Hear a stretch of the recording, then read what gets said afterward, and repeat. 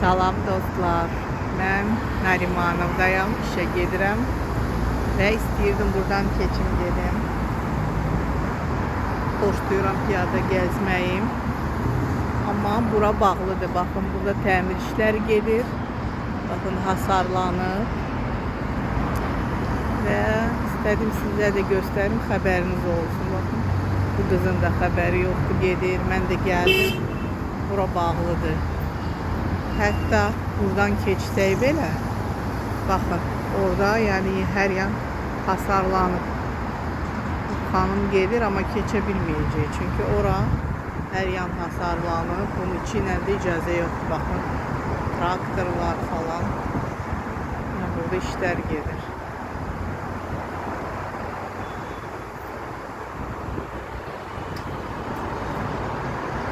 Mən indi qayıdacağım. Bu tərəfdən gedəcəm işə. O tərəfdə də nəsə olsa, əgər oranı da, məncə baxın, orada da işlər gedir. Yəqin ki, tam hasarlanıb. Bak, yəqin ki, açıqdır. Baxın, qız qayıdacaq. Olmaz keçmək. Belə, bura Heydər Əliyev prospektidir. Biz sizinlə bu yolla gedəcəyik. Bakın, oradan geldim yolun kenarıyla. Buraların hamısı hasarlanıb. Bakın. Her taraf hasarlanıb.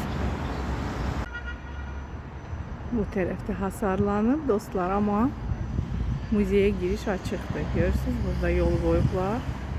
Ya, burada bakın, adamlar gedib gəlir. Mərkəz açıqdır. Ve bu taraftan parkta açıktı.